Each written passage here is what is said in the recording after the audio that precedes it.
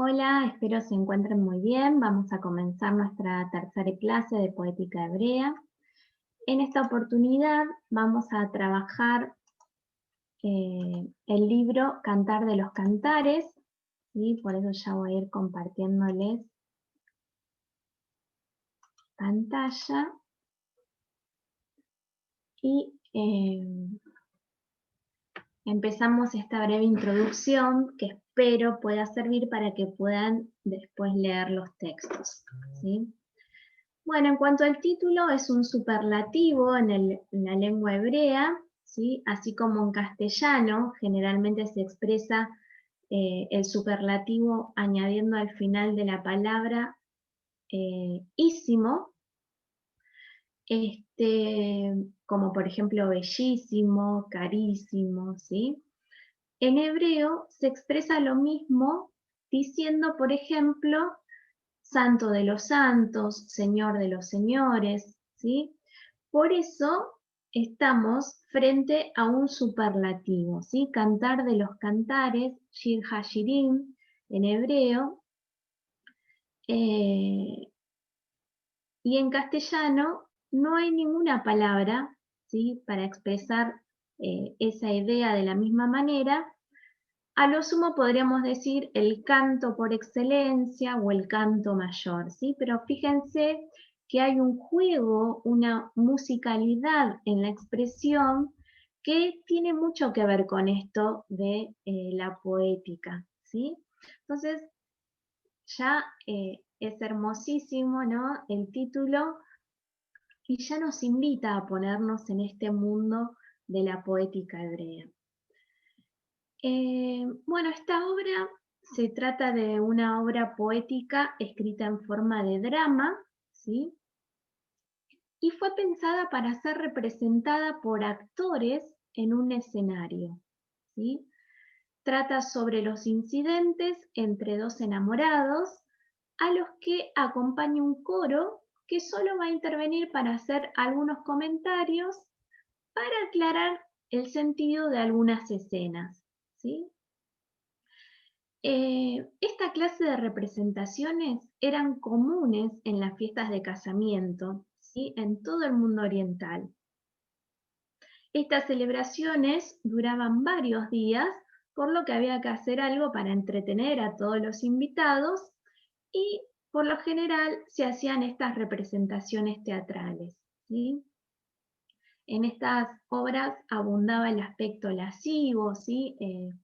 El erotismo, lo sexual. Por eso que fue un libro muy discutido para ser considerado dentro del canon, porque además nunca menciona el nombre de Dios, esta es una característica muy clara en el libro. Bueno, y todo esto hizo sospechoso al cantar, ¿sí? Hasta que llegó a ser para el judaísmo durante mucho tiempo dudoso, ¿sí? De que si realmente pertenecía a la Biblia. Muchos judíos de la época de Jesús no contaban el cantar entre los libros sagrados, de hecho no encontramos ninguna cita en el Nuevo Testamento, es algo muy sorprendente. Imagínense lo polémico que habrá sido. Y cuando los judíos admitieron el cantar de los cantares como parte de la Sagrada Escritura, lo hacen interpretándolo como una parábola, ¿sí? Que expresaba los amores entre Yahvé y su pueblo. De esta misma manera lo van a leer luego las primeras comunidades cristianas. Pero también dentro de la iglesia se dejaron oír algunos que no reconocían este libro como inspirado, pero bueno, con el tiempo esta posición va a ser reprobada. Hay tres corrientes muy fuertes de interpretación de este libro. Va a haber una corriente que dice que el libro no fue escrito originalmente como un libro sagrado, sino que se trata de un drama para ser representado durante un casamiento, pero pertenece a la Sagrada Escritura porque se lee como una parábola, ¿sí? Donde se ilustra el amor de Yahvé por el pueblo de Israel. Así como lo había dicho el profeta Oseas, por ejemplo. En caso de ser una parábola, lo único que nos va a interesar en esta interpretación es el amor entre los dos enamorados, ¿sí? Y no se debe buscar simbolismos en gestos o palabras fuera de lo que es el amor entre estos dos enamorados, ¿sí? Esta es una de las corrientes eh, que fue muy fuerte a la hora de interpretarlo. Otra corriente va a decir que el libro fue escrito para describir el amor de Yahvé por Israel y se trata de una alegoría, ¿sí? Es decir, de una narración donde cada uno de los detalles tiene alguna referencia a un momento de la historia del pueblo de Dios, ¿sí? La semejanza con los dramas de las fiestas de matrimonio va a ser solamente el ropaje que le ha dado el autor. Otra corriente va a decir que el libro tiene el aspecto de un drama para una fiesta de matrimonio y fue escrito para cantar el amor entre los esposos, ¿sí? Va a decir que el libro fue inspirado porque el amor matrimonial es querido y bendecido por Dios y puede tener un lugar en la Sagrada Escritura, ¿sí? Que este amor represente el amor del Señor por su pueblo es una aplicación válida, pero surge del lector, no del texto mismo, ¿sí? Entonces tenemos tres corrientes que han marcado la interpretación de este libro. El primero, la parábola, donde lo que interesa es el amor, ¿sí? De los dos enamorados y no tanto los detalles del libro. La alegoría, que es todo lo contrario, acá sí importa cada detalle que encontramos en el texto. Y una tercera que habla de que lo más importante es el amor entre los esposos, ¿sí? Que no hay que buscar ya tanto una teología donde Yahvé represente al esposo y el pueblo a la esposa, sino que esto ya viene a ser más una interpretación, que es válida, dice, pero que no es el fin o el objetivo del libro, ¿sí? O no en su primer momento, podría ser en una segunda instancia, ¿sí? La obra, o sea, cuando nosotros vamos leyendo el Cantar de los Cantares, se van repitiendo a través de varias escenas los desencuentros de dos enamorados, ¿sí? El tema del desencuentro va a ser central en este libro y a pesar, ¿sí?, de las dulces palabras con que se van expresando su amor estos dos enamorados, nunca se va a llegar a ese encuentro definitivo. Cuando parecería que esto sucede, eh, el libro mismo se encarga de aclarar en la voz del novio que la esposa está soñando, ¿no? Entonces esta cuestión del desencuentro parece que es importante para el autor, ¿no? Bueno, acá les dejo una estructura, es la que van a encontrar en la Biblia de Jerusalén, que nos permite reconocer algunos datos esenciales de la obra, como algunas rupturas y algunas repeticiones, ¿sí? Habla de 5 poemas con un epílogo y, bueno, ustedes lo pueden chequear en sus Biblias a ver si siguen esta misma estructura o si encuentran alguna otra. Bueno, ¿qué podemos decir en general en cuanto a su organización? Su organización, así como su género literario, va a encontrar diversas opiniones, ¿sí? básicamente las podemos resumir en dos.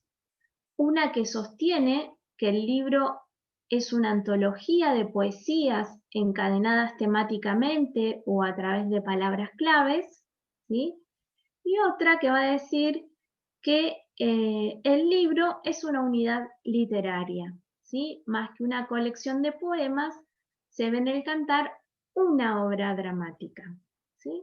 Por un lado, una antología y por otro lado, una obra dramática, ¿sí? Básicamente, estas dos posiciones, eh, depende cómo se considere el libro, también esto nos va a llevar a diversas interpretaciones, que es el siguiente tema, ¿sí? La complejidad del cantar de los cantares se manifiesta en la variedad de corrientes de interpretación que ha suscitado eh, a lo largo de toda la historia, ¿sí? Nosotros vamos a ver un breve panorama, ¿sí?, de estos diversos sistemas elaborados. Mi intención es que ustedes puedan ver esta evolución. Van a encontrar uno de los archivos donde está bien explicado cómo va avanzando, ¿sí?, esta interpretación a través de los siglos. Bueno, las interpretaciones más antiguas van a decir en la exégesis hebrea que la obra canta las bodas místicas del Señor con su pueblo escogido. Habíamos dicho también que esta misma idea la va a tomar el cristianismo, ¿sí? Y el Cantar va a ser una obra que celebra los desposorios místicos de Cristo y de la Iglesia, ¿sí?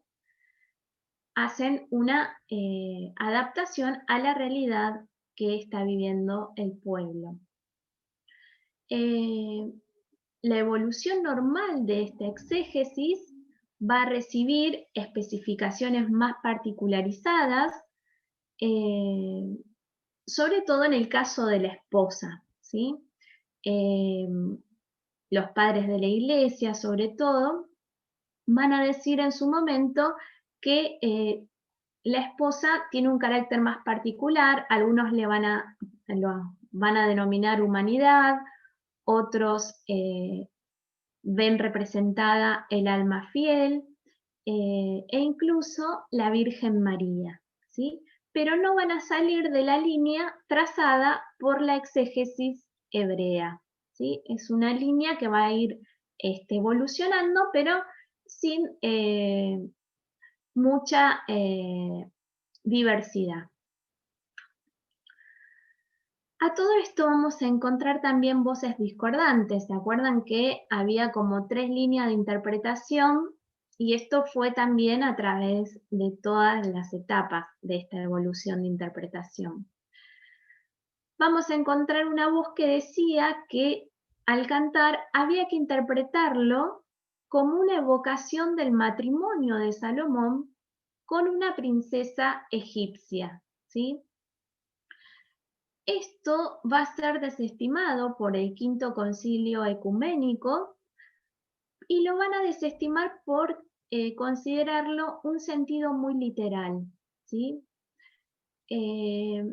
Otra línea va a proponer que se vea el cantar como un drama edílico entre un pastor y una pastora, ¿sí?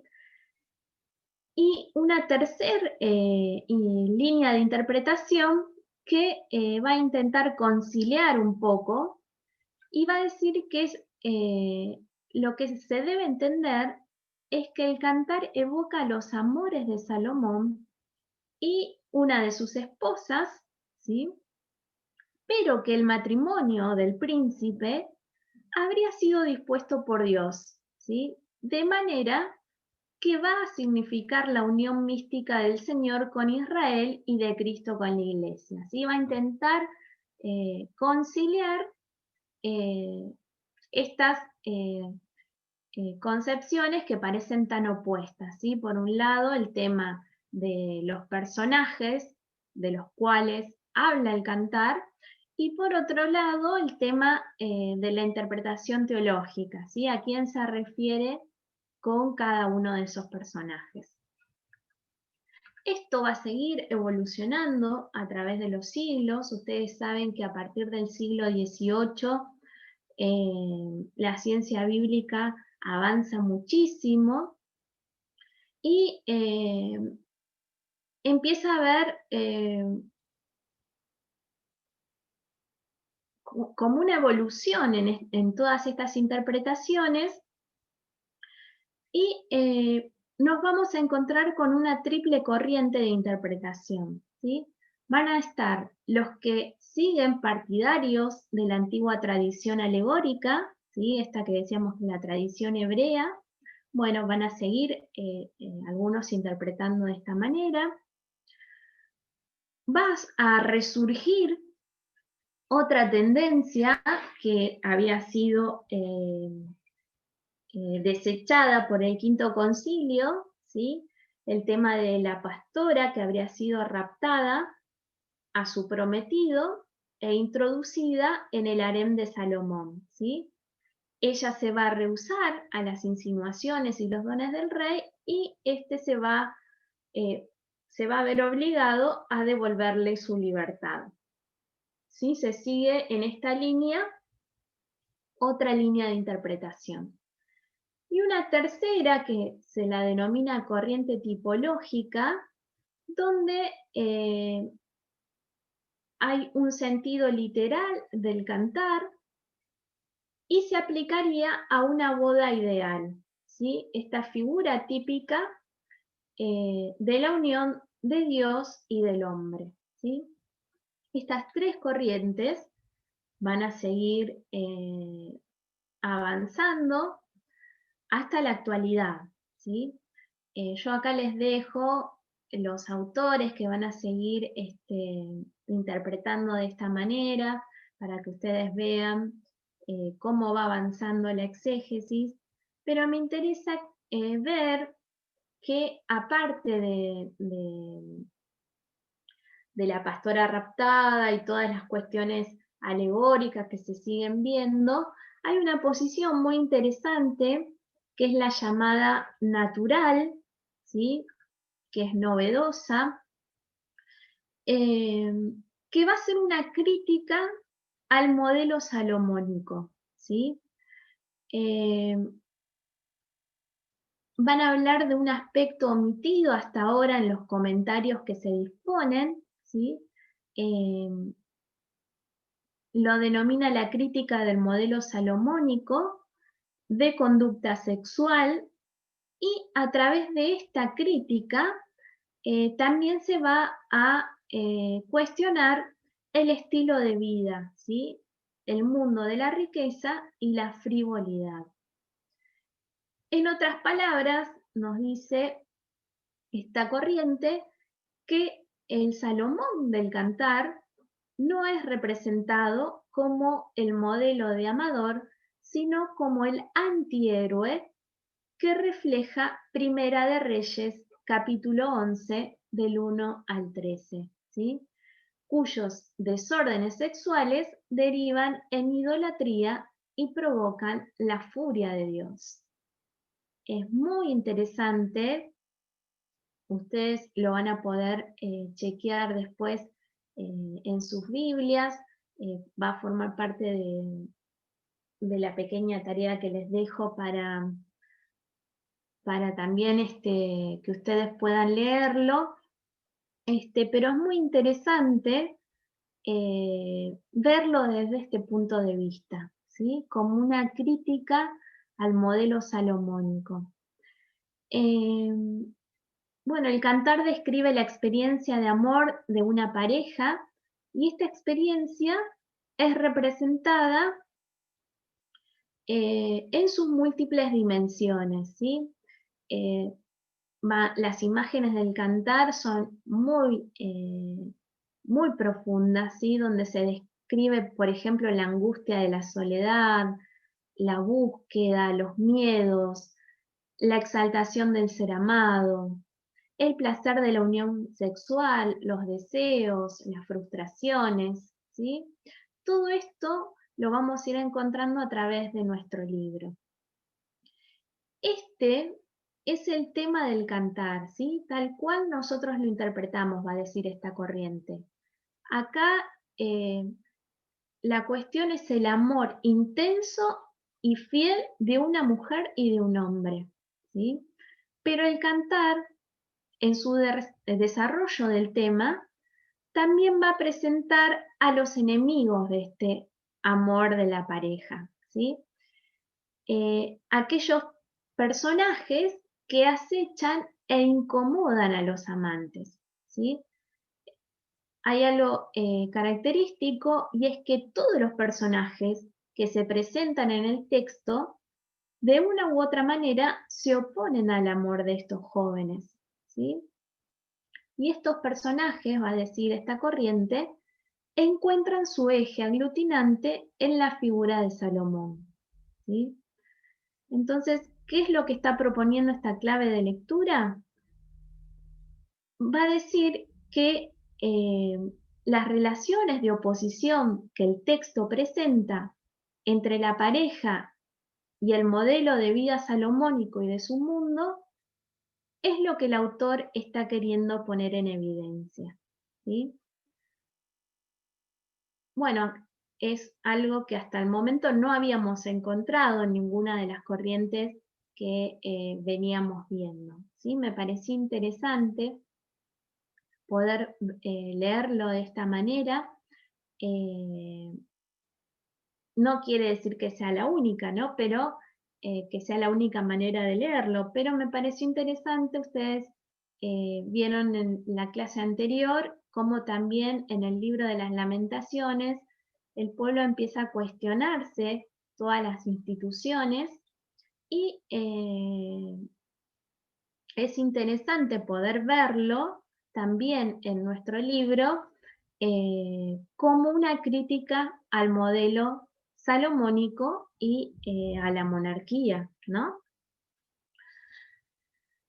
Bueno, debemos replantear dos temas fundamentales a la hora de la interpretación, porque ustedes también van a encontrar en el apunte que a este libro se lo considera dentro del canon sapiencial, eh, por algunos versículos y sobre todo por el versículo 1, que al hablar de Salomón se cree que se lo está poniendo en este tipo de escritos, ¿sí? Eh, esta corriente va a decir, acá hay que replantearse una intertextualidad, ¿sí? Donde no se lo relaciona ya tanto con los libros sapienciales, sino más bien con una serie de libros, ¿sí? Va a decir hay que relacionarlos con el libro primero de Reyes, el capítulo 11, ¿sí? Donde habla al respecto de la poligamia de Salomón, ¿sí? En el segundo libro de Samuel también va a hablar del pecado de infidelidad de David con el asentamiento de Betsabé. Y en el primer libro de Samuel, ya en el capítulo 8, en relación con la creación de la monarquía, va a hablar del uso de los jóvenes para el ejército y las hijas para trabajar en la corte, ¿sí? Es todo el sistema de cómo se llevaba a cabo este sistema salomónico. También lo va a relacionar con el Pentateuco, con el libro del Deuteronomio en el capítulo 17, que señala el inconveniente de un rey que posea muchas mujeres y muchas riquezas. Esto haría que descarriara el corazón y se apartase de los mandamientos, ¿sí? Como algo no querido por Dios. Esta corriente a su vez aclara que esta vinculación con los textos se hace a través de una relación teológica, ¿sí? En la medida que la reflexión sobre la historia de Israel lo es, ¿sí? Ya no tiene tanto que ver con la cuestión del género del texto, sino más bien con una interpretación teológica, ¿sí?, del texto.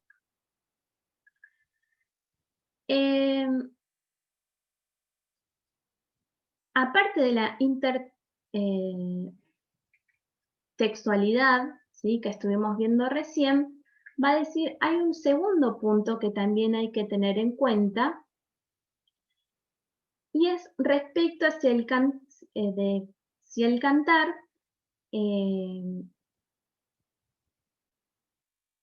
tiene una teología o no la tiene, ¿sí?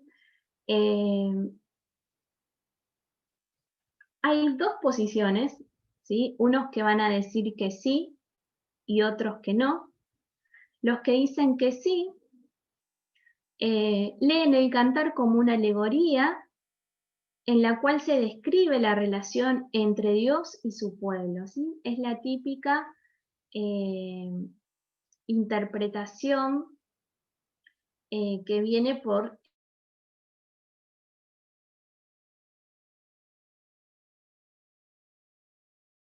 entre Dios o Cristo y su iglesia.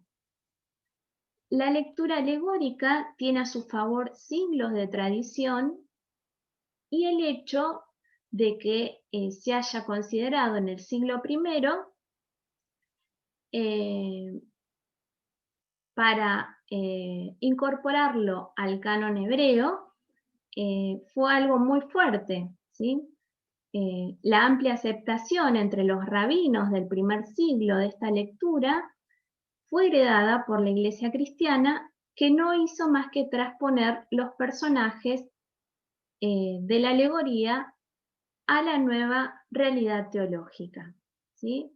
Entonces se va a considerar a Dios como el esposo y a la iglesia como la esposa. La necesidad de leer el texto traducido a través de una alegoría se manifiesta como un último intento por teologizarlo, ¿sí? La lectura alegórica postula que los referentes del texto son otros referentes y que los personajes son otros personajes, que las sensaciones son otras sensaciones. En fin, va a decir, el texto es otro texto y, y que es necesario conocer su clave secreta para operar la traducción que manifieste su teología y así su verdadera comprensión, ¿sí? Si nosotros nos basamos en esta alegoría, corremos el riesgo de no interpretarlo bien, ¿sí? Porque debemos conocer la clave secreta para poder interpretarlo. Van a criticar y decir que la mayor debilidad de este camino es sus dificultades para justificar textualmente la necesidad de tal lectura, ¿sí? En el texto es difícil poder encontrar la justificación.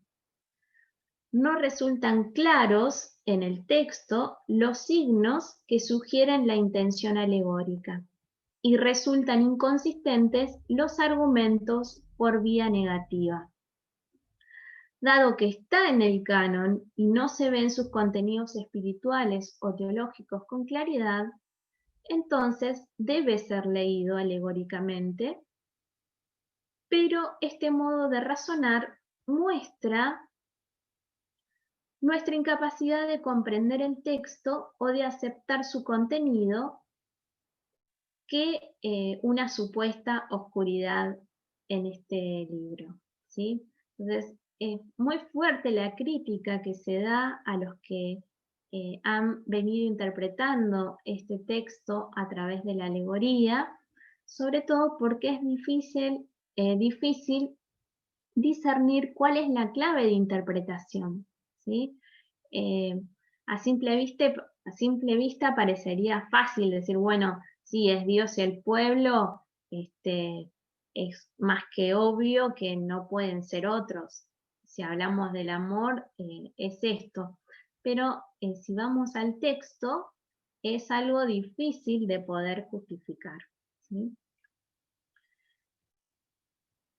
Por eso están los que dicen que no hay una teología, ¿sí? Que no se necesita de una teología para leer el cantar, ¿sí? Dicen los que leen el cantar como una obra vinculada a la poesía de amor, sencillamente no necesitan de una teología. Para ellos, el amor natural de una pareja es suficiente para entender estos poemas. ¿Sí? El cantar habla del amor de una pareja, bueno, tenemos que buscar en este tema qué es lo que el libro nos quiere decir. Se los considera poesía secular, incorporada al canon, de la cual se pueden inferir algunos elementos éticos como la fidelidad o la mutua entrega, o alguna enseñanza universal sobre la fortaleza del vínculo amoroso, ¿sí? Si analizamos este tema, podemos ir encontrando algunas cuestiones con las que podemos seguir interpretando. Pero de allí a encontrar una teología, va a decir esta postura, hay mucha distancia. Y así prefieren omitir ese aspecto de sus comentarios e interpretaciones. Como vemos, estas lecturas no ven el rol unificador de Salomón respecto a todos los demás personajes, lo que genera un eje semántico que recorre todo el texto y que revela una crítica del poder y su modelo, ¿sí? Si el libro debe ubicarse en el periodo post-exílico, entonces Salomón no remite a la figura histórica de aquel rey, ¿sí? Ya había pasado toda la cuestión de Salomón, sino está haciendo referencia a la teología que lo presenta como el ideal de vida y a la praxis de grupos que seguían sosteniendo esta teología, ¿sí? ¿Qué van a decir? Acá no se está criticando lo que aconteció durante el reinado de Salomón, ¿sí? Sino a lo que representa ese ideal de vida y a la práctica que todavía sostienen algunos grupos de esa teología, ¿sí?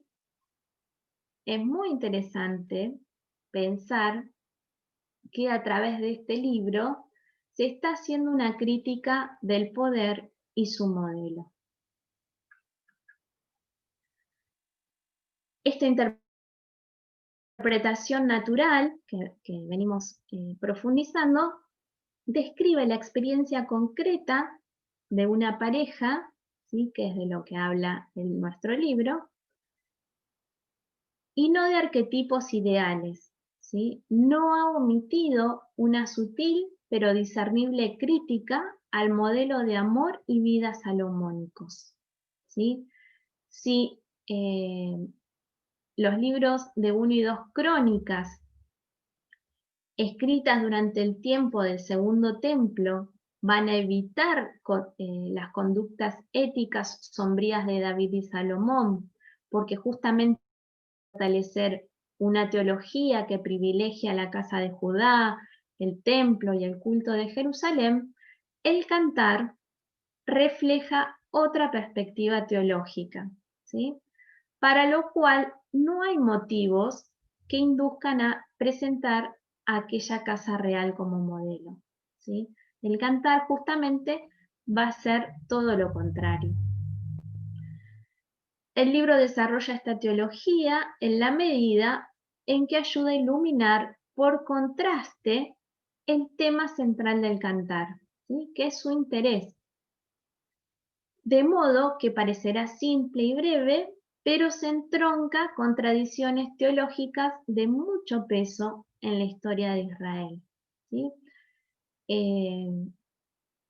insistimos en esto, ¿no? El pueblo había pasado por una de las peores situaciones de su vida y está volviendo a querer pensarse como pueblo, ¿sí? Entonces, eh, va a poner en crítica a todas las instituciones que le dan identidad. Entonces, podemos pensar también el cantar como una crítica o para repensar, ¿sí?, todo lo que daba vida a esta identidad. ¿Qué podemos sacar como conclusión? ¿Sí? En el panorama histórico que está detrás del cantar, hay que observar varios cambios que está sufriendo el pueblo, ¿sí? En primer lugar, el pueblo castigado por la destrucción en el siglo VI ha pasado a ser el pueblo reconciliado de la reconstrucción, ¿sí? Esto que decíamos, están intentando reconstruir una identidad. Hay quienes van a reconstruir la nación queriendo revivir esquemas monárquicos, ¿sí? Pero hay quienes van a buscar otra propuesta, ¿sí?, que es la del pueblo pobre, la del pueblo oprimido, la de los excluidos. A quienes hay que hacerles gustar de nuevo la vida, ¿sí?, con todas las variaciones que la hacen posible. Este pueblo que había atravesado toda la cuestión del exilio tiene que volver a pensarse, y hay muchos que consideran que estos esquemas monárquicos no son la solución, ¿sí?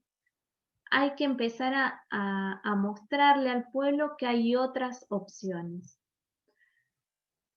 En segundo lugar, el imperio babilónico, ¿sí?, que fue instrumento de castigo y destrucción para Israel, ya no era el amo de turno, sino que había otro amo, que era el imperio persa, que estructuralmente no es mejor al anterior, pero eh, tiene deseos políticos de dejar respirar a las culturas, ¿sí? Persia quería, permitía y patrocinaba a los desterrados un retorno a su propia tierra, y esto implicaba también a sus propios modos culturales, cosa que también ayuda a esta reconstrucción. En tercer lugar, este resto profético, ¿sí?, que decíamos agonizante y convertido en desecho de la historia, pasa a ser ahora el preferido en los planes de Dios, ¿sí? Todo esto, todas estas causas, podríamos decir, eh, están pidiendo y justificando la aparición del cantar de los cantares, ¿sí? El pueblo campesino tenía que volver a disfrutar de su vida y a soñar de un amor estable. Eh, Había que volver a pensar en él y reconstruir la vida desde él, ¿sí? ¿Qué era lo que le daba sentido a la vida después de todo lo que habían atravesado? Entendiendo que muchas veces todo lo que había sido su identidad eh, no había sido tan bueno como parecía, ¿sí? Entonces, el papel del cantar era hablar hasta la saciedad de la vida y del amor, ¿sí? Ya eh, ese sentido no estaba tanto en las instituciones o incluso en la vida, ¿no?, monárquica, que era la cuestión del poder, sino lo importante estaba en la vida y el amor, ¿sí?, en la persona. Por eso la vida y el amor en el cantar se convierten en algo que forma parte de la vida cotidiana, hasta convertirse en profundo sueño del que no se quiere despertar, ¿sí? El cantar de los cantares es el sueño de un amor construido en libertad o el de una libertad alimentada por el amor, ¿sí? Vamos a decir que el cantar de los cantares es empezar a pensar en un pueblo libre, definitivo, ¿sí? Esta, esta cuestión mesiánica que ya se sentía muy fuertemente en el pueblo, empieza a hacerse cada vez más fuerte, ¿sí? Eh, es muy interesante poder leerlo de esta manera a nuestro libro, e entender que más allá de la interpretación alegórica que podamos hacer, que como sabemos al ser un libro inspirado, eh, no está mal si interpretamos como lo ha interpretado la Iglesia a través de tantos siglos, pero es interesante poder observar también algunas cuestiones que tienen que ver con el texto en sí mismo, ¿sí? Eh, Me parecía muy lindo poder encontrar en el texto eh, a un libro que nos sirva para volver a pensar en el amor, ¿no? En el amor como fuente de vida, como sentido de la vida. Eh, bueno, les dejo esa consigna, poder ver cómo a través de la historia este libro se ha ido interpretando y pensar en eso, ¿no? ¿Qué es lo que le da sentido, este, sentido profundo a la vida en esos momentos en los que uno ha perdido eh, todo lo que lo mantiene firme, ¿no? Como le pasó al pueblo, ¿no? Después del exilio. Este, bueno, espero puedan leer los textos, seguir avanzando en este estudio de los libros poéticos, y que el cantar también les deje un mensaje de esperanza en este tiempo tan complicado que estamos viviendo. Espero que se sigan cuidando y que estén todos muy bien. Nos vemos la próxima.